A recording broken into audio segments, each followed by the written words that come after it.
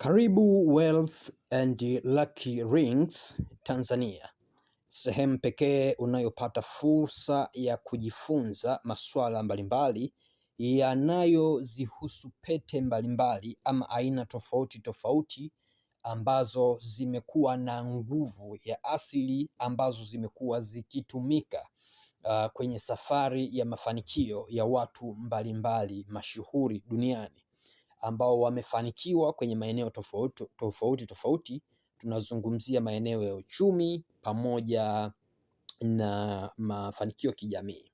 Sasa hii ni sehemu ya tatu ya somo kuhusu pete ya pishu. Sehemu ya kwanza tulijifunza hasa kuhusu mnyama pishu na faida zake na sifa zake. Sehemu ya pili tumejifunza faida atakazozipata mtu baada ya kuivaa pete ya pishu, na sehemu ya tatu nitakwenda kufundisha nini hasa kitatokea mara baada ya kuvaa pete ya pishu rings. Nisikilize vizuri, hapa ndipo ilipo nguvu ya pete ya pishu rings na ndiyo sehemu inayobeba mafanikio makubwa sana ya pete ya pishu rings. Kwa sababu gani? Watu wamekuwa wakiuliza, inakuweje pete moja inakuwa na mafaida au inakuwa na faida zaidi ya moja? Yaani inakupa bahati, inakupa utajiri ama mafanikio kiuchumi, inakupa ulinzi, inakupa mamlaka au power. Inakuwaje pete hii inafanya haya yote na inawezaje au yanawezekanaje? Sasa tukiwa tunahitaji kujifunza kuhusu hilo, nitajibu swali hili. Je, ni kitu gani kinatokea hasa unapokuwa umevaa pete ya pishu ring na haya mambo yote yakaanza kufanikiwa? Iko hivi, unapoivaa pete ya pishu rings kwa mara ya kwanza katika kidole cha tatu kutoka kidole cha mwisho kwenye mkono wako wa kushoto, jambo la kwanza litakalotokea, kwanza utahisi mwili umepokea ubaridi. Yaani unahisi kama mwili umetiwa kwenye baridi fulani, lakini ule ubaridi unaokufanya uwe mtulivu sana wa akili na mwili. Kwa itakutia kama ganzi fulani ambayo ganzi hiyo itakufanya automatic unakuwa mtulivu sana wa akili, lakini pili unakuwa mtulivu sana wa mwili. Yaani inakufanya unakuwa mtulivu sana, sijui nizungumze namna gani. Yaani inakuwekea uzio fulani, unakuwa ni mtulivu wa akili pamoja na mwili, na inakupa hiyo nguvu ya kuwa mtulivu sana. Yaani sijajua kama anaeleweka vizuri, lakini inakupa hiyo nguvu, unakuwa kama ni mtu umepigwa ganzi fulani ambayo inakufanya unakuwa kama mtulivu sana kiakili, kimwili na kila kitu. Hicho ndicho kitu kitakachotokea kwa mara ya kwanza kabisa unapovaa pete ya pishu rings. Yaani unapovaa tu pete ya pishu rings tu tap, kitu cha kwanza kitakachotokea ni hiyo hali, unakuwa kama umepigwa ganzi ambayo itapelekea mwili wako kuwa mtulivu, lakini akili yako kuwa mtulivu. Sasa basi, baada ya kuwa umeshavaa pete ya pishu and then imetokea hiyo hali na umekuwa mtulivu sasa, hapo ndipo mambo mengine yote yanaanza kutokea. Yanatokeaje? Kwa mfano, tuweke mfano mdogo. Tunazungumzia kwamba pete ya pishu rings inavuta utajiri au inasaidia kukua kiuchumi kwa mtu ambaye ameivaa. Sasa unapokuwa mtulivu, akili yako ina focus kwenye mambo ya msingi.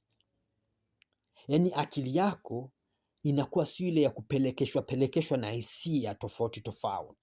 Kwa mfano, unafahamu kwamba binadamu anapokuwa amepata pesa, mara nyingi huwa anaendeshwa na hisia ya fedha, na hii inapelekea mtu akipata tu pesa anatumia ovyo ovyo tu na pesa inaisha. Sasa pete ya Pishu Rings inakufanya uwe mtulivu sana na unaondoa kabisa hizo emotion ama hisia za kutumia fedha ovyo.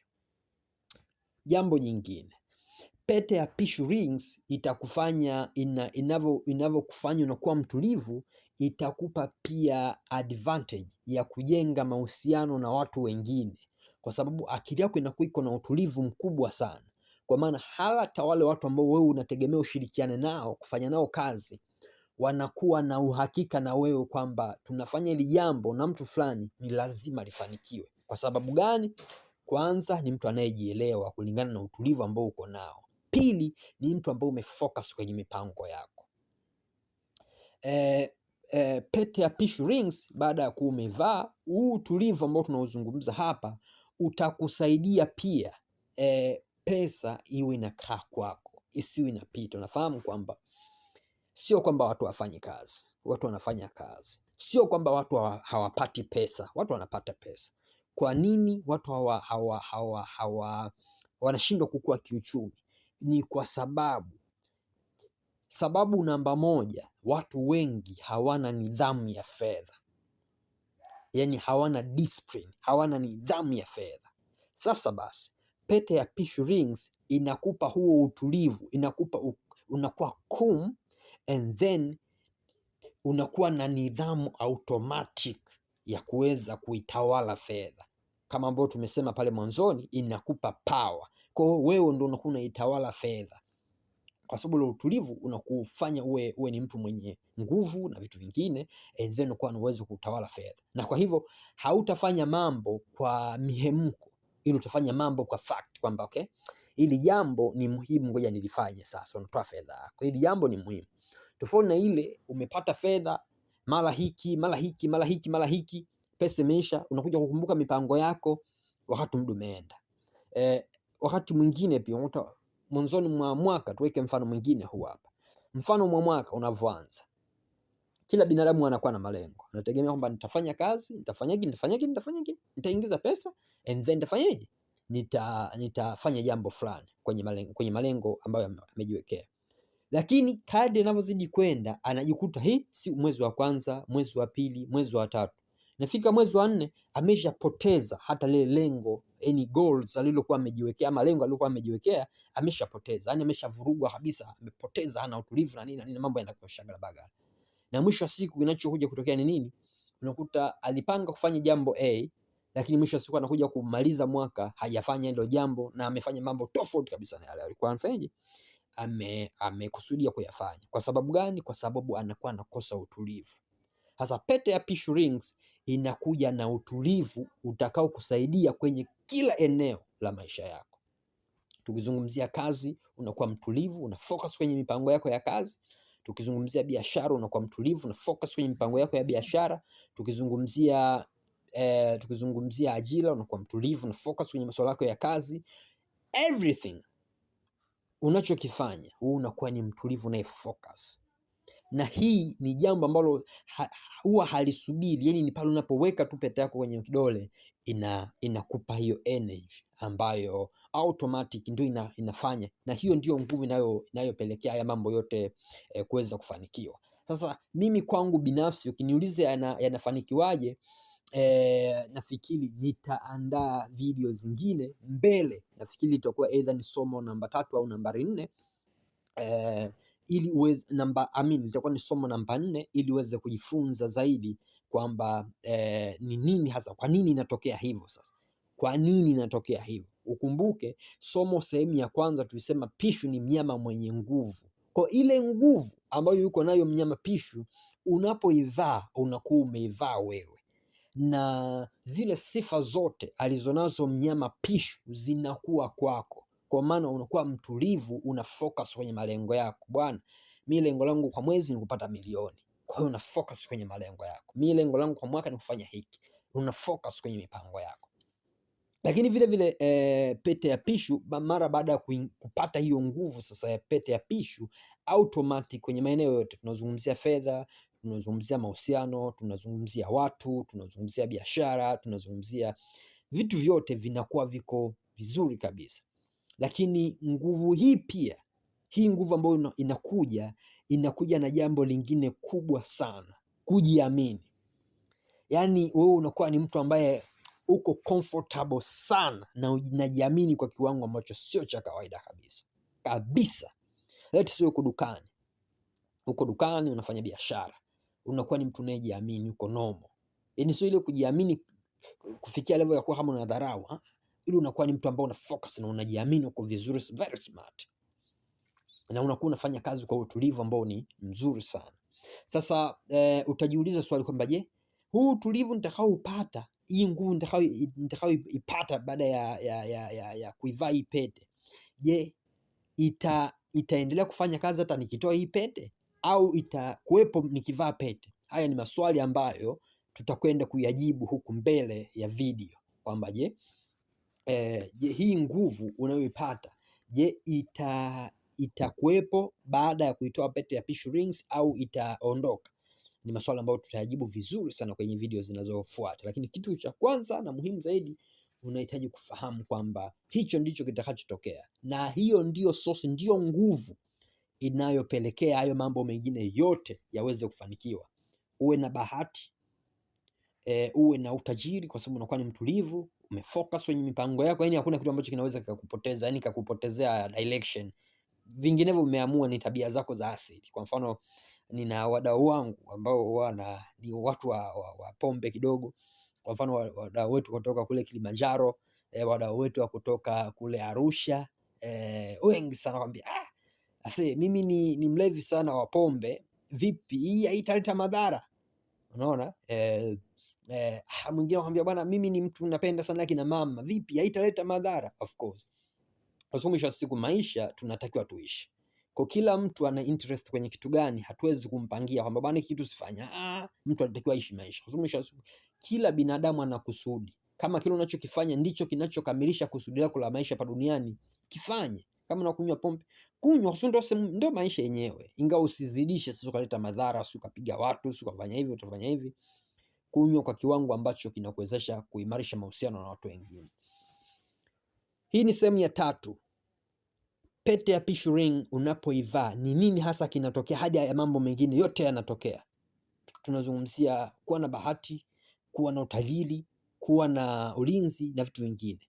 Ni hii nguvu inayoingia ndani yako mara baada ya kuwa umevaa pete ya Pishu Rings, na hii ni nguvu inayokupa utulivu wa kufocus kwenye mipango yako, yani kifedha, kazi, biashara, everything about.